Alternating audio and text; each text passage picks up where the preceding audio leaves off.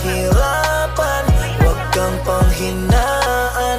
Darating at darating din tayo sa ating inaasam. Tuloy lang, Panginoon ay di tayo iiwanan.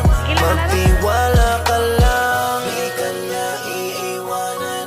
Basta magtiwala ka lang, di ka niya iiwanan.